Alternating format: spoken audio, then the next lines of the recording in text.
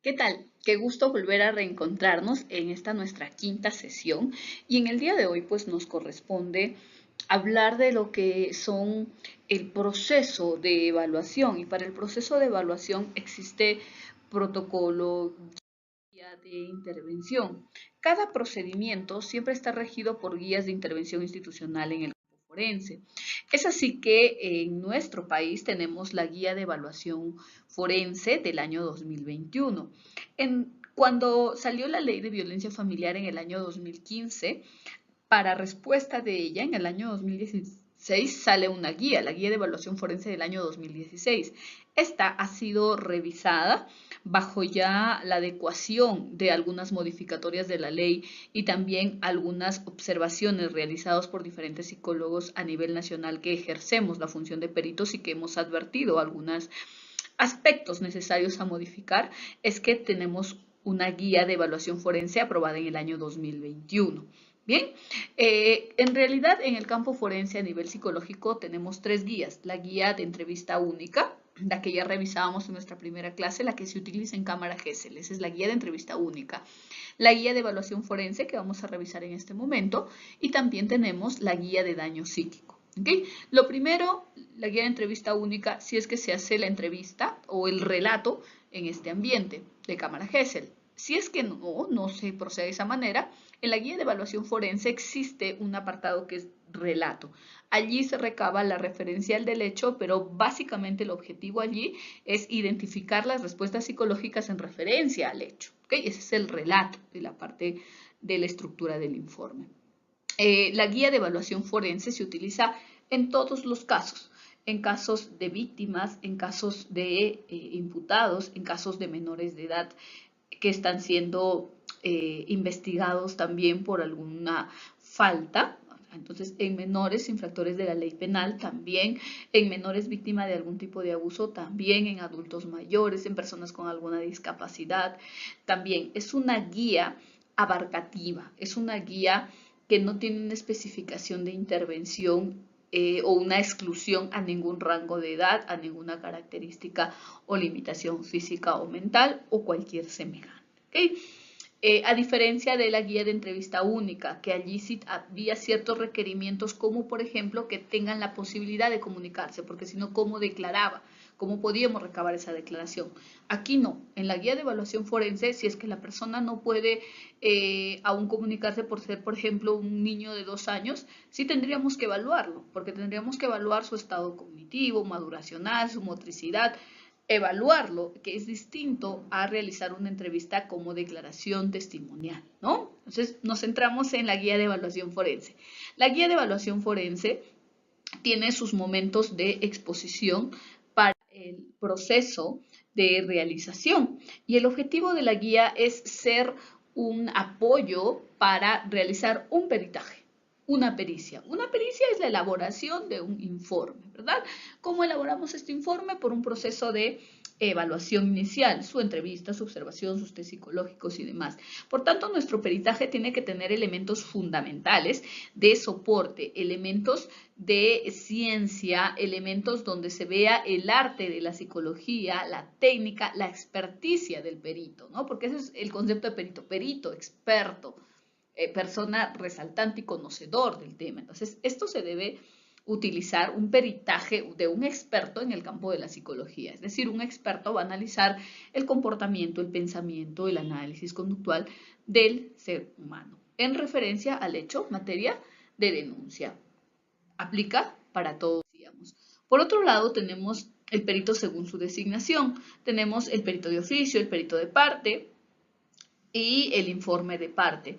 En nuestra clase, cuando guiábamos para el proceso de su elaboración de trabajo, les iba indicando que nosotros siempre tenemos que ser imparciales, siendo peritos de oficio, que es la asignación que nos dan cuando solicitan mediante un oficio al centro de salud, centro de emergencia mujer, de MUNA, hospital, medicina legal.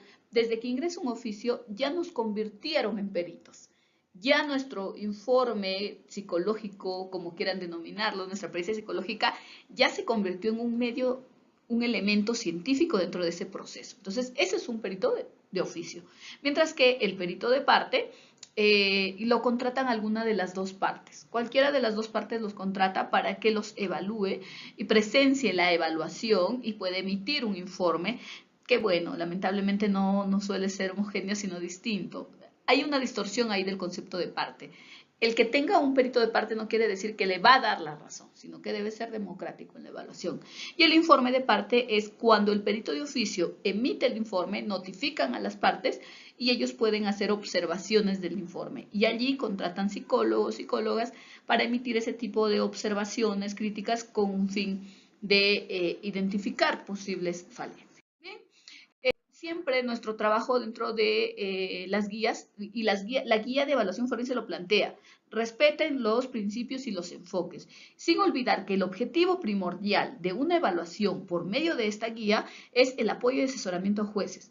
Tener una base metodológica y científica. Recuerden, métodos científicos. ¿Qué estoy utilizando? Voy a aplicar o voy a observar. ¿Es aplicativo? No, es una investigación que voy a basarme en otros elementos. No voy a colocar ningún tipo de variable, por tanto no es experimental. Es no experimental mi evaluación. Ok, ¿qué más vas a utilizar? Entrevista, observación. ¿Cuál es tu objetivo general? Entonces hay que plantearnos nuestro objetivo general, nuestros objetivos específicos y utilizar nuestros modelos psicológicos, ¿no? Modelo cognitivo, conductual, médico, de atributos, el dinámico, modelos que sustenten tu identificación de características de desarrollo socioemocional en adultos, personalidad, y también dentro del análisis fáctico hay que utilizar nuestras teorías de la violencia, identificación patológica o demás. Bien, por otro lado también hay que señalar cuando son víctimas la presencia o ausencia de afectación psicológica. Esto como nexo causal al hecho. Mucho cuidado con ello. Sí, tiene afectación psicológica por los 20 años de violencia. No, señores. Examine el último hecho. Puede que el último hecho no tenga esa magnitud de afectación que tú identificas por los otros elementos de violencia. Entonces, hay que plantearnos bien y por eso es importante el oficio. En el oficio que requiere la pericia, identifica bien qué hay que evaluar, de qué fecha y a quién es la imputación del hecho. Entonces, esa es tu fuente primordial. Este oficio te plantea tu objetivo y a partir de eso tiene que ser tus conclusiones, pues como una tesis.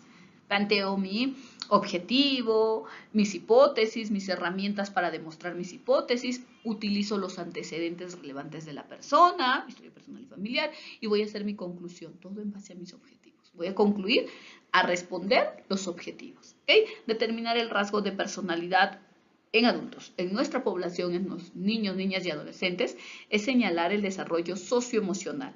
Son características de aprendizaje, características de conducta, características de percepción, de análisis, de socialización y demás. Es describir quién es este adolescente, quién es esta adolescente, ¿no?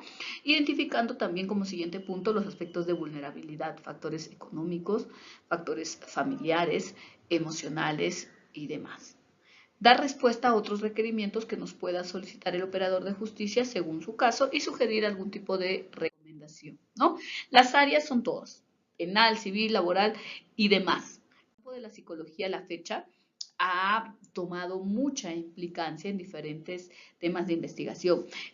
Este cuadro ustedes lo conocen, es muy común. Marcar la diferencia entre lo clínico y lo forense, pero voy a señalar algunos puntos precisos a tener en cuenta según la guía. Por favor, no hay que generar empatía porque puede parcializarnos. Hay que ser siempre suspicaces de que nos puedan mentir, aún siendo la víctima, puede mentir con un fin o aún teniendo una parte de real, puede añadir elementos que contamina con tal de conseguir algún beneficio, ¿no? Entonces puede ser parcialmente cierto. Por eso hay que ser muy suspicaces a descartar la simulación o la disimulación. Por otro lado, si es que tenemos la posibilidad y nos han hecho llegar algunos actuados, hay que revisarlos con prudencia para hacer un sustento dentro del porcentaje. No hay ningún tipo de evaluación si no conoces patología y si no la relacionas con la causalidad del hecho.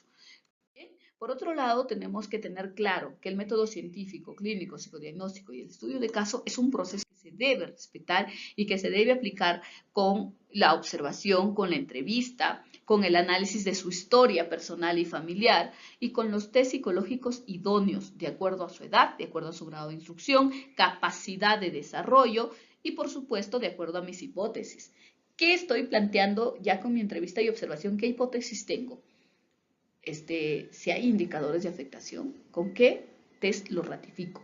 Si hay un problema conductual, ¿con qué test lo ratifico? Refuerzo mi hipótesis. Entonces, para eso son los test. La entrevista, la observación y los test psicológicos son nuestros pilares de trabajo. La psicología forense permite que guiemos todo un proceso de evaluación, de intervención. Y ahí tenemos algunos de los errores también que son muy comunes, como elevar juicios de hechos, y eso es inapropiado. La estructura para el informe, les he enviado un Word donde está toda la estructura para que ustedes puedan llenar el paso a paso. ¿Okay? Que tengan todos ustedes una excelente tarde. Nos encontramos el día miércoles para su exposición. Hasta entonces.